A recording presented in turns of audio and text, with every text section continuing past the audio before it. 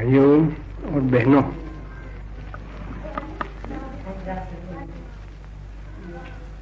पहले तो आज एक पुर्चा मेरे हाथ में आ गया, उस पुर्चा की बात ही आपको सुना दूं, अच्छा है।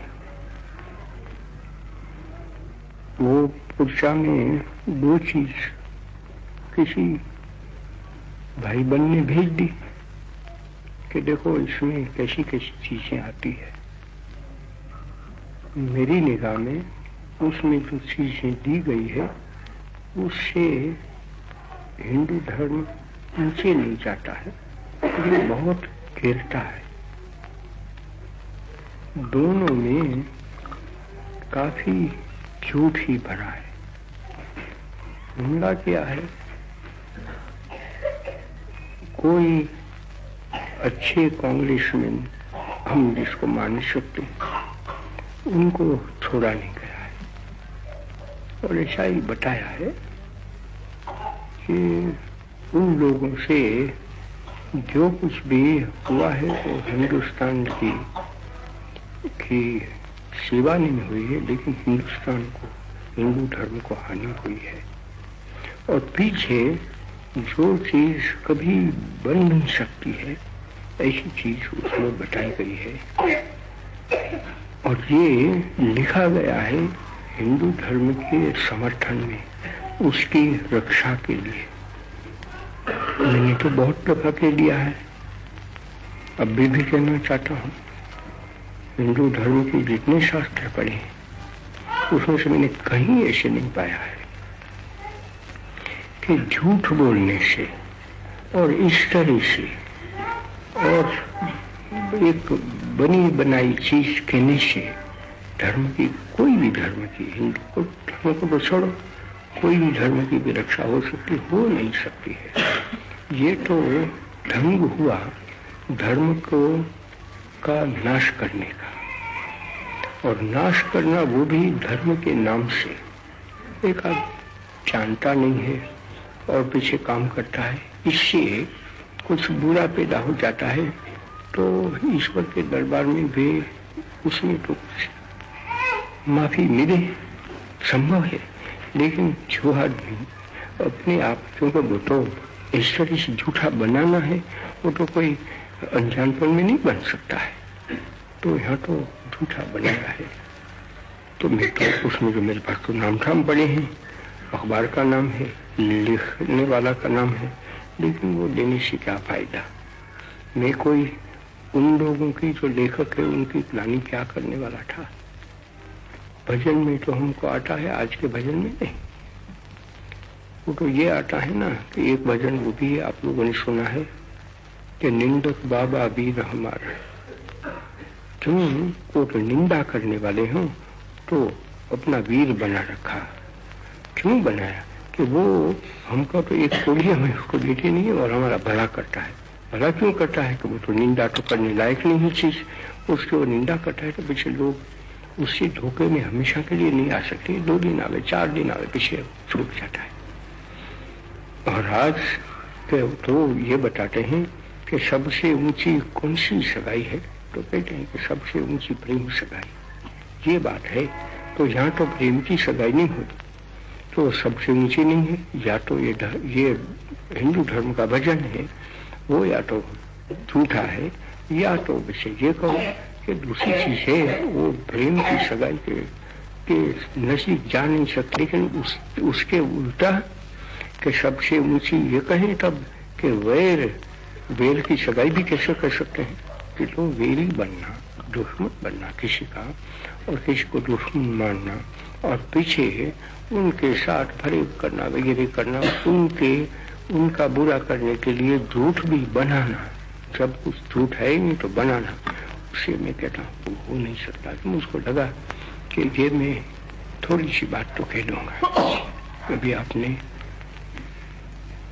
देखा, अखबार में ही देखा होगा कि जो हमारे प्रधान लोग और प्रधान के प्रतिनिधि यहाँ डॉक्टर राजेंद्र प्रसाद के बुलाने से आ गए, तो उनको बुलाए हैं। वो जो रेशनिंग होता है और किसान लोग जो अनाज बेचते हैं कुछ भी, तो वो इतना ही पैसा उसको हुकूमत की तरफ से मिल सकता है, ऐसा है वो बनाए रखा है। तो उससे फायदा है कि नुकसान है, वो डॉक्टर राजेंद्र प्रसाद को तो जानना चाहिए कि अनेक हिंदुस्तान के सूबे बने हैं, सूबे के लोग क्या कहना चाहते हैं, पीछे वो निर्णय कर सकते हैं। तो सूबे के लोगों को बुलाया, मैंने प्रार्थना की थी राजेंद्र बाबू से कि अगर वो लोग आते हैं तो प्रधान लोग तो मैं पहचानता हूँ, उनका मैं सेवक हूँ, मित्र हूँ, तो मेरा भी परिचय करा दो। तो उनके दिल में कुछ भ्रमणा होगी तो उसको मैं काटने की कोशिश करूँगा। इस निगाह से उन लोगों को बुलाए राजेंद्र बाबू ने, पीछे आए, वो भी तो थे, दूसरे भी आए थे। तो वो सब बात तो मैं कोई बयान देना नहीं चाहता हूँ, उसमें इतना वक्त भी नहीं है, लेकिन एक बात हुई वो तो मैं आपको कह सकता हूँ। तो उसका ये आया, मैंने देखा कि हम सब एक बात तो करते हैं कि लोगों का राज है। आज तक तो राज चलता था वो परदेशी का, अंग्रेज का, उसको तो लोगों का राज नहीं कह सकते। और जब वो पर राज्य होता है तो उसमें पर राज्य के जो प्रतिनिधि होते हैं वो जैसा कहें ऐसा हमारे करना चाहिए, न करे तो हमारे सामने बंदूक पड़ी है, जेल खाना है। अब जो हुआ है वो राज हमारा तो मानी कि एक गरीब आदमी पड़ा है, 40 करोड़ की आबादी, 40 करोड़ का राज्य हुआ, तो उसको सब राज्य करता बना। उसकी मर्यादा तो मैंने आप लोगों को बता दी है। तो उन लोगों का जब राज्य बना है तो वो क्या चाहते हैं वो तो समझना चाहिए ना।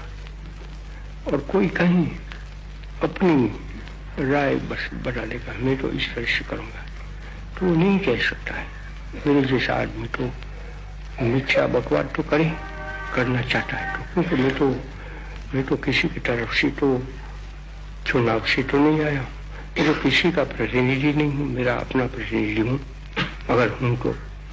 लेकिन जो प्रधान लोग आ गए, जो हुकूमत चलाते हैं हर सूबे में और यहाँ मध्य प्रांत में, मध्य बिंदु में, वो तो लोगों के चुने हुए लोग हैं।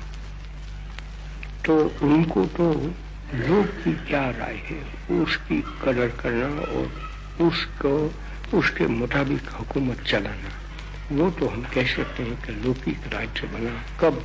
वो भी कि जब वो मजबूर नहीं करते हैं, लांच रुश्वत देकर उनका मत में ले लिया है, लेकिन वो अपनी राय के मुताबिक वो मत ले लेते हैं। तो करें क्या? लोगों को समझाना। सब जितने उम्मीदवार होते हैं प्रतिनिधि होने का, उन लोगों को समझाना है, उसमें से जिसको चुनना है उसको वो चुन ले। कोई उसमें हस्तक्षेप नहीं कर सकते, कोई उसमें उस पर दबाव नहीं डाल सकते, और अपनी इच्छा के मुताबिक वो चुनाव करते हैं। तब तो वो कह सकते हैं कि लौकिक राज्य हुआ।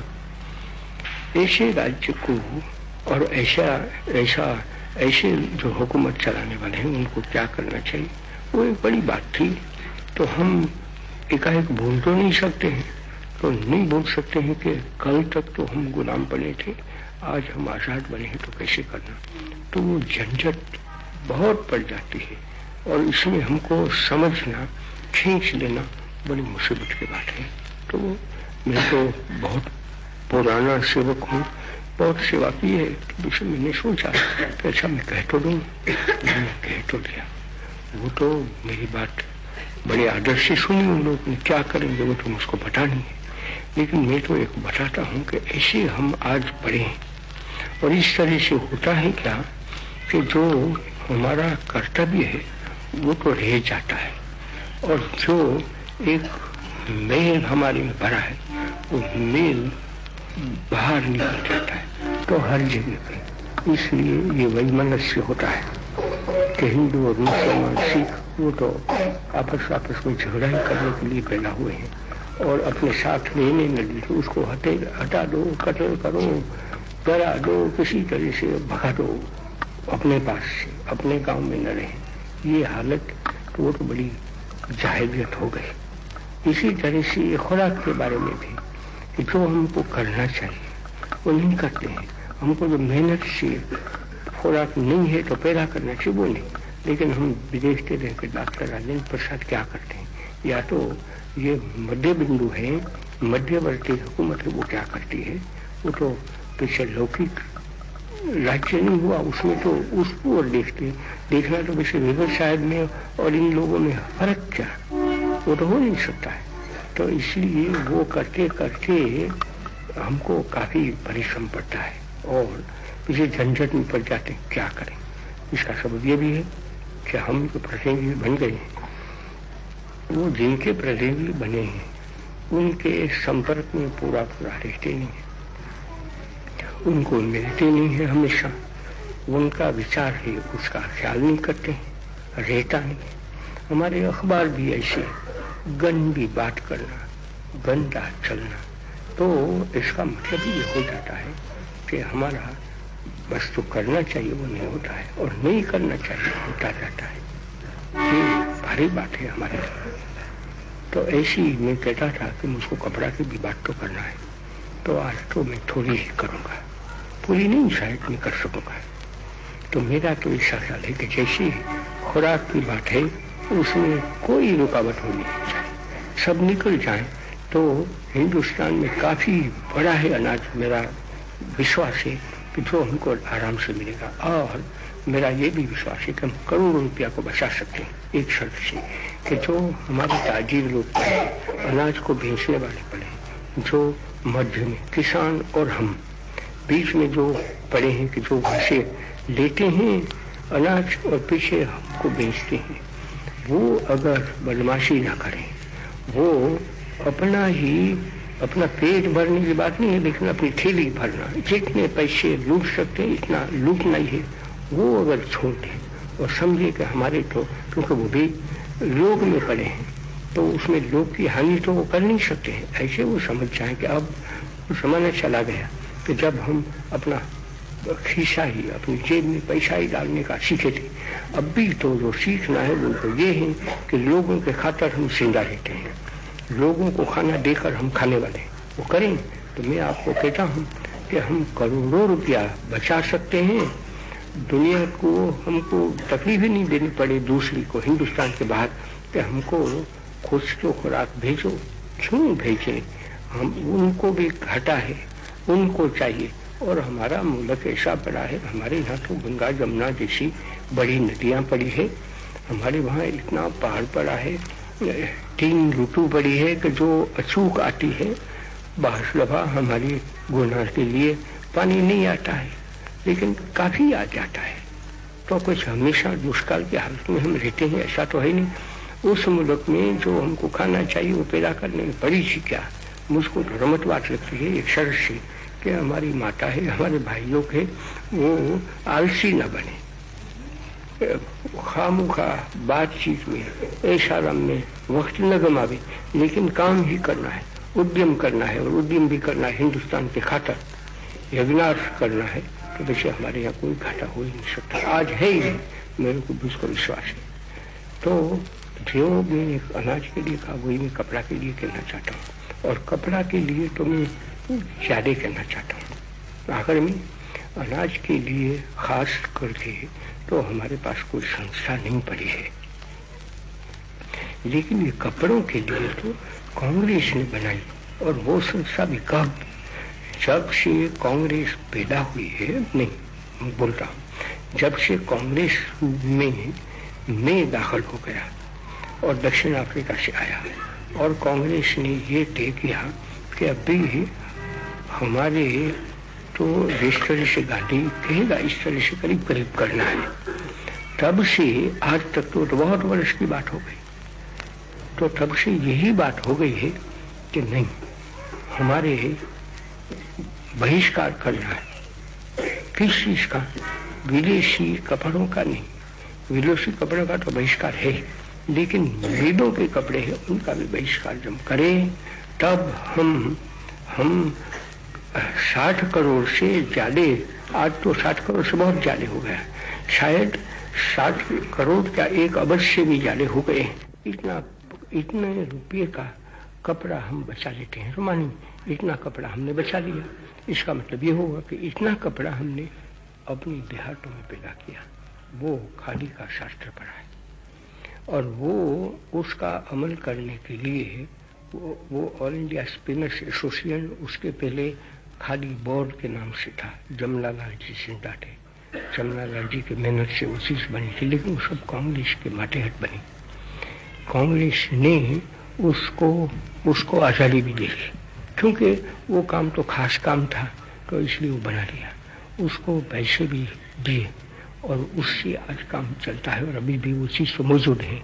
तो वो चरखा संघ में पड़े हैं, वो आदमी कह नहीं सकेंगे कि नहीं हिंदुस्तान में इतना कपास पड़ा है, इतनी कारीगरी हुनर पड़ा है, इतने करखा है, इतने चरखे पड़े हैं, जो सामान चाहिए वो उसमें से एक भी चीज़ हमें बाहर से लाने की जरूरत नहीं है, यहाँ ही पड़ी है। तब क्या वजह है कि कपड़े के लिए भी हम भिक्षुक बने, कपड़े के लिए हमारे पास ऐसा लगे करे मेल से जो हमको कपड़ा नहीं मिलेगा तो हम पहने क्या का नंगा फिरेंगे। वो उससे ज़्यादा कोई अज्ञान में तो कल्पना नहीं, मेरी कल्पना में नहीं आता है। हम अगर 10-20 आदमी रहते, 5-25 आदमी, या तो कहो कि 1 करोड़ आदमी, नहीं हम तो 40 करोड़ पड़े हैं।